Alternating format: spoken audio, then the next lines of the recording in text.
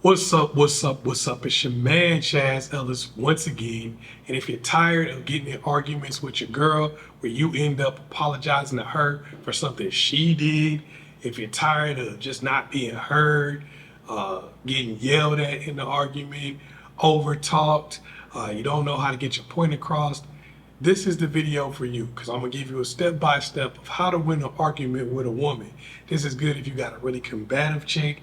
This is good if you got somebody who just doesn't listen. This is good if you got somebody who actually is pretty cool, but, like anybody, they want to try to, deflect and not really change things about themselves.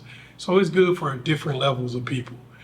This is not as good if you've been with somebody for like 30, 40 years, because you probably already established a pattern. It's better for people who maybe like a year to 3 years into a relationship, but you could try it even at the 30, 40 year mark. Before you have an argument with a woman, you want to have a pre-argument. Now, a lot of people like pre-argument, why I gotta go through all of this and blah, blah, blah, blah. Well, the reason why you have to go through all of this is because you want to prepare yourself for the conversation that you're getting ready to have, or you're probably going to be the type of person who just doesn't say anything, just get mad and walk out, or go back and forth with the person and not accomplish any of what you were trying to accomplish. The pre-argument is going to help you to deal with some of the tactics that you might have to deal with in the argument in the future. The first thing is you want to make sure that you're raising one singular issue, something concise, something that you can say in a couple sentences at most.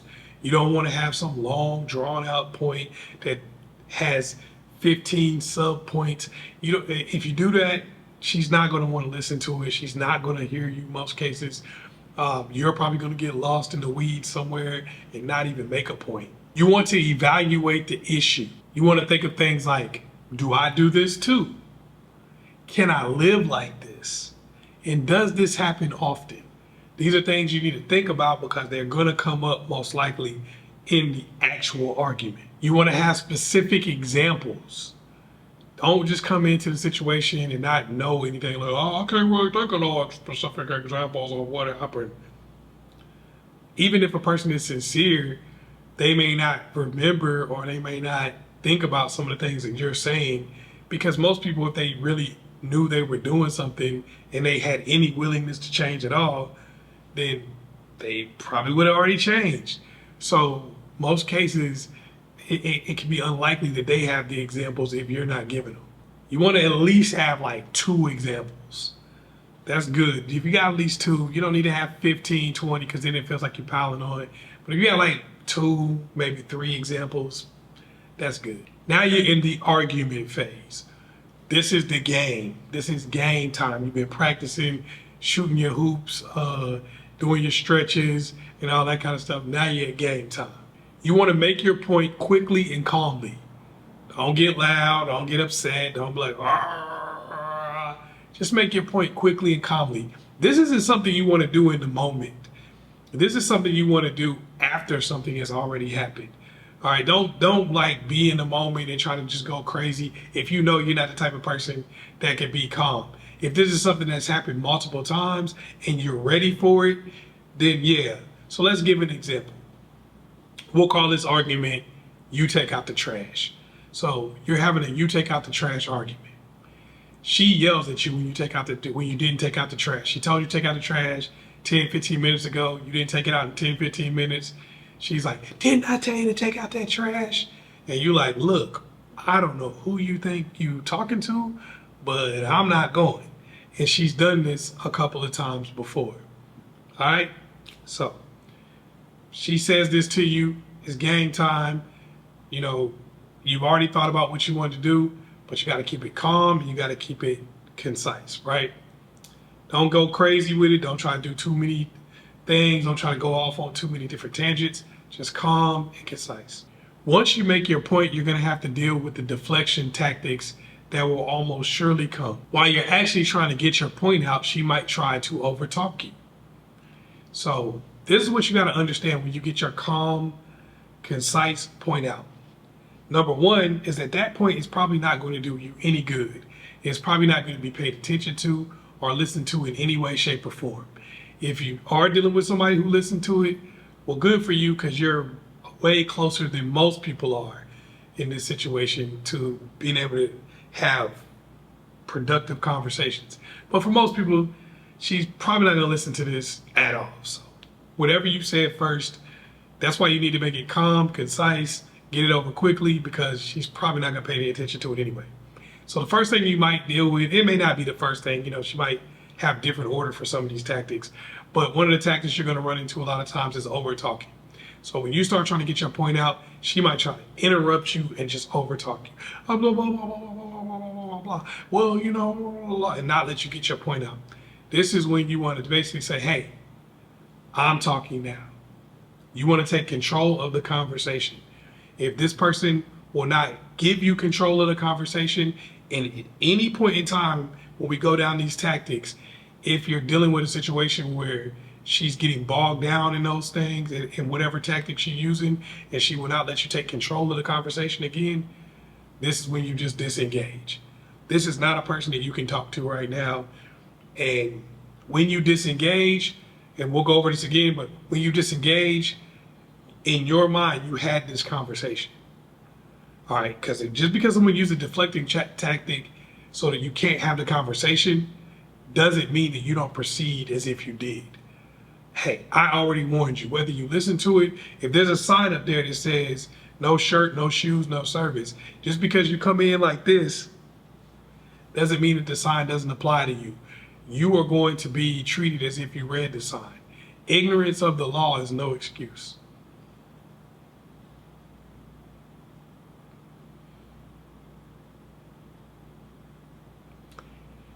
You'll also, another deflecting tactic you'll deal with is you do it too. So the minute you say something that she does, by the time you get a period on the sentence, you're probably going to hear, you do it too, you do it too, you do it too. Now, this is why we've already decided whether or not we do it too, right? We already know whether or not we do it, because that was one of the things you needed to do in a pre-argument. Do I do this too? Now, if you already decided that you don't do it too, then there's no reason to argue reality with another person. And even if you do also do it, this is what you want to say in that situation. We're not talking about me right now. We're talking about you. This is something that I brought up. All right, don't let her deflect it and then have her talking about something else, because otherwise you're not really accomplishing anything. You're not getting anything done. If you do the same thing too, you could even say, I acknowledge that. I'm talking to you about what you're doing now so we can resolve the situation. Both of us can resolve the situation. You also might deal with, I don't like your tone. So no matter what tone you use, we just said calmly, quickly, right? You've done this calmly and quickly. So that means that clearly your tone was cool. It was the tone that you wanted to speak in. You thought about the tone you wanted to speak in, and that's the one you were using. So getting into this tone policing isn't going to be productive because it's not something that you want to change. This is where you say, I'm talking the way that I'm talking. This is how I'm going to communicate, and I think it's fine. Don't accept someone else's reality. Because they can just use that no matter what. It's a way to shut you up. This is the way you talk. So they can either communicate with you in this way. This is what you feel is calm. This is what you feel is a concise way of speaking. You feel like it's respectful. There's really nowhere to go from there. So why even get bogged down in this? If she continues to get bogged down in it, this is where you disengage and you proceed as though you've had the conversation. Denying, I never did that. No, I never did that. I never did that. She could have just done it 5 seconds ago. This is when you provide examples. Well, actually, you just did it 5 seconds ago, and then you did it another time this week. You might only provide the example from today in the next example, but it's where you give a couple of examples of what happened. Now, they can't say that they didn't do it without just directly calling you a liar. And you say, hey, you did it. If you don't want to acknowledge it, this is the way it is as far as I see it. I'm not going to go back and forth with you about the truth. I just told you what you did. If you want to say that I'm lying or something like that, we just don't have anything to talk about. Disengage. The next thing you might get is a pity party. And these can happen in any order, but You might get a pity party. Well, I guess I'm just the worst person ever. This is when you've probably given an example. They have no choice but to acknowledge the fact that they did it. You might even have it on camera in 4K. They're like, damn, can't really deny that. Now I'm looking crazy if I deny it. So if that's the case and she accepts it, but she's like, I guess I'm just the worst person ever. Tries to throw a pity party to try to get you on board with that rather than focusing on the issue. In that situation, you just want to totally go over that. Look, this is what we're talking about right now. Don't get involved in that. Don't get engaged in that. A lot of people are going to tell you, oh, well, you need to show them sympathy and be like, I hear you, and reassure them. Bruh, if you criticize somebody about something that they're doing and their go-to move is to say they're the worst person ever, do you think they really believe that? Because if they really believe that, then you just pointed out to them what they did. This should never come up again. If they really feel that this makes them the worst person ever, it should never come up again. If they've used that tactic before and then they did the stuff again, well, then that tells you right there that it's a tactic. They don't really believe it. They're just trying to shut you up. Because they really believe that the things that you're saying make them the worst person ever. Because think about what you think makes somebody the worst person ever. Would you do that? Okay, so if they really think they're the worst person ever, you'll never have to have this conversation again. Minimizing. So you're mad because simplistic version of everything you just said. You're mad because I asked you to take out the trash. This is when you restate and correct. Actually, I'm mad because you're yelling at me. That bothers me because you're yelling at me and you're talking to me like I'm a kid. I don't like that. I don't want to be disrespected in that way, and I'm not going to tolerate it. That's what we're having a conversation about right now. Not just the trash. We're having a conversation about you talking to me like this while you're wanting me to take out the trash. If the person still keeps trying to bring up the oversimplified version of the argument, disengage. You know what? I told you what we're having a conversation about. For some reason, no matter how many times I tell you, you don't seem to be able to connect to that. It's either because you can't or because you don't want to. I told you what's going to happen here, what I'm not going to tolerate. That's it. That's where you want to have your final word. When you go through these different tactics and you've addressed each one, you don't want to keep going back through over and over again. You don't want to keep restating the point over and over again. You told the person what you think. You told the person what's going on. If they want to minimize it, if they want to deny, if they want to give you a YouTube and all this kind of stuff, and you've already addressed those things, no matter what, you want to just have your final word. Look, this is the way it's going to be. This is what I'm not going to tolerate. Because at the end of the day, it's not really a discussion because you've already decided pre-argument that you can't live like this. You already said this is a hill that I'm willing to die on. I'm not going. I'm not going to let you talk to me this way. This is never going to happen again. I'm never going to do what you say. Now, once you do that, you give that person your final word. The way you want to give it to them is you want to make sure that they understand a few things. Number one, it's not something you're going to tolerate. Number two, it's not going to work for them. So if they're yelling at you to take out the trash or something that they do, that they try to do to get you to take out the trash, I will never take out the trash because you yelled at me. When you yell at me, that trash is sitting there at the door. I don't care if you say I'm childish. I don't care if you go tell your friends a certain thing. I don't care if you go find some third party and try to get them to tell me that I need to do it. I am not taking that trash out. You're not going to yell at me. You're not my boss. This is not the type of relationship that I chose to be in.